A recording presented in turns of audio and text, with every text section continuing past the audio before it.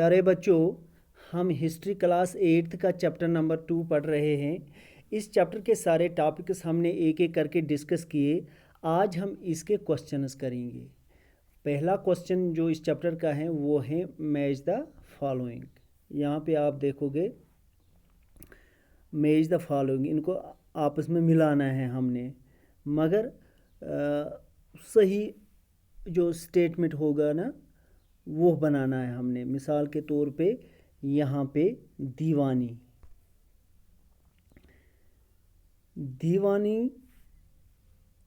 का क्या मतलब है? Diwani means right to collect land revenue, ये इसके साथ मिलेगा। इसके बाद tiger of Mysore. Tiger of Mysore आपको पता है किसको कहा जाता है? टीपू सुल्तान को, ये इसके साथ मिलेगा। इसके बाद फौजदारी अदालत। फौजदारी अदालत आपने पढ़ा इस चैप्टर में कि फौजदारी अदालत कौन सी अदालत होती है? फौजदारी अदालत क्रिमिनल कोड को कहते हैं, ये इसके साथ मिलेगा। इसके बाद रानी चन्नम्मा। रानी चन्नम्मा कौन थी? रानी चन्नम्मा ने ब्रिटिशर्स के खिलाफ किटूर में क्या एक एजिटेशन स्टार्ट की थी, इसके साथ मिलेगा। Led an anti British movement in Kittur, सिपाही के साथ हो गई ये मैच द फॉलोइंग। इसके बाद आपकी बुक में फिल इन द ब्लैंक्स हैं, यानी कि खाली जगहों को भरना है हमने। पहली खाली जगह कौन सी है? The British conquest of Bengal began with battle of, यानी पहली लड़ाई कौन सी थी जिसमें ब्रिटिशर्स ने बंगाल पे कब्जा किया?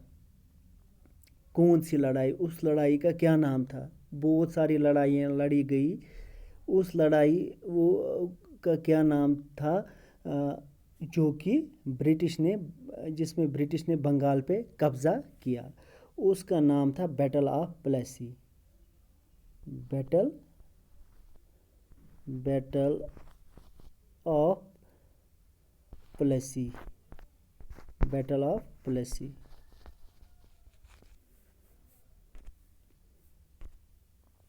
इसके बाद दूसरी fill in the blanks. Haider Ali and Tipu Sultan were the rulers of. Haider Ali और टीपू सुल्तान कहाँ के रूलर थे? ये थे मैसूर के रूलर। मैसूर, MYSORE, मैसूर के रूलर। ये आपको नोट बना के भी मैं व्हाट्सएप करूँगा, आप को घबराने की ज़रूरत नहीं है।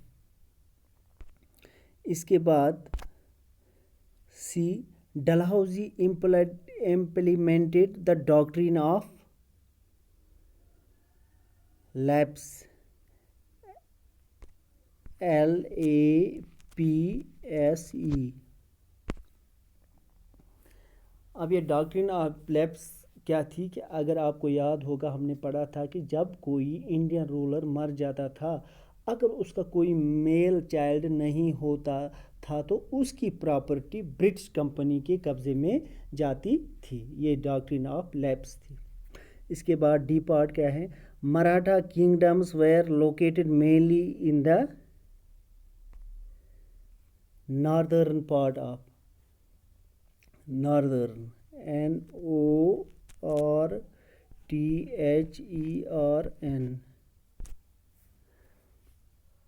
मराठा किंगडम जो थी वो इंडिया के किस हिस्से में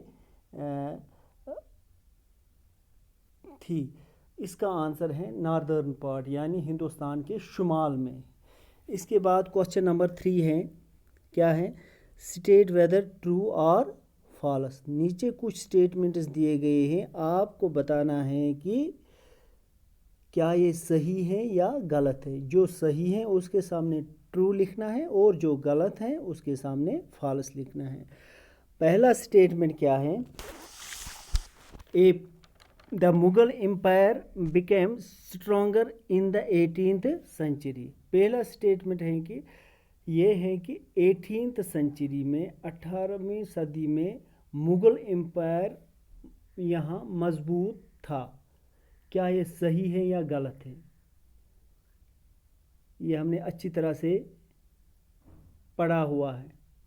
ये गलत है, फॉल्स है। इसके आगे लिखना है फॉल्स, ये गलत है। गलत क्यों है? क्योंकि 18th सेंचुरी में जब ब्रिटिशर्स यहाँ आए तो मुग़ल एम्पायर कमज़ोर होने लगा। आहिस्ता आहिस्ता मुग़ल बादशाह क्या कमज़ोर होने लगे। इस तरह से ये स्टेटमेंट क्या है? फॉल्स। इसको आप क्या लिखोगे? False, FALSE। ये हो गया पहला। इसके बाद दूसरा स्टेटमेंट क्या है? The English east India company was the only European company that traded with India. दूसरा स्टेटमेंट ये है कि इंग्लिश ईस्ट इंडिया कंपनी वाहिद एक कंपनी थी जिसने हिंदुस्तान के साथ तिजारत की। अब आपको बताना है क्या ये सही है या गलत है। ये भी गलत है, क्योंकि खाली यही एक कंपनी यहाँ ट्रेड करने नहीं आई थी, बल्कि फ्रेंच ईस्ट इंडिया कंपनी भी आई थी, डच ईस्ट इंडिया कंपनी भी यहाँ तिजारत करने आई थी। इस तरह से ये स्टेटमेंट भी क्या है? फॉल्स है, बी पार्ट। इसको भी आप क्या लिखोगे? फॉल्स, गलत है ये स्टेटमेंट। इसके बाद तीसरा स्टेटमेंट है, क्या है ये? Maharaja Ranjit Singh was the ruler of Punjab. Maharaja Ranjit Singh Punjab के रूलर थे। आपको बताना है क्या ये सही है या गलत। ये सही है, महाराजा रंजीत सिंह पंजाब के रूलर थे। इसको आप क्या लिखोगे? इसके सामने आप लिखोगे ट्रू। ये सी की पे बात करता हूँ। इसके बाद D, the British did not introduce administrative changes in the territories they conquered। D part क्या है? ये स्टेटमेंट हमें ये बताता है कि ब्रिटिशर्स ने जिन जिन इलाकों पे कब्ज़ा किया वहाँ कोई चेंज नहीं आई, वहाँ कोई तब्दीली नहीं आई। अब आपको बताना है क्या ये सही है या गलत है। ये गलत है। इसके आगे आप फॉल्स लिखोगे, क्योंकि ब्रिटिशर्स जहाँ जहाँ कब्ज़ा करते थे वहाँ वो चेंजेस भी लाते थे। जैसे आपने पढ़ा कि in the field of justice किस तरह से अलग अलग कोर्ट्स एस्टेब्लिश की गई। इस तरह से ये स्टेटमेंट भी फॉल्स हैं। इसको आप क्या लिखोगे? False, FALSE। ये भी गलत है। इसके बाद हमें अब क्वेश्चंस के आंसर्स लिखने हैं। क्वेश्चन नंबर 4, ये क्वेश्चन नंबर 3 तक हमने आज किया। इसके बाद हमने क्वेश्चन नंबर 4 का आंसर लिखना है और समझना है कि क्वेश्चन नंबर 4 क्या है। ये हम इंशाल्लाह कल करेंगे। खुदा हाफिज़।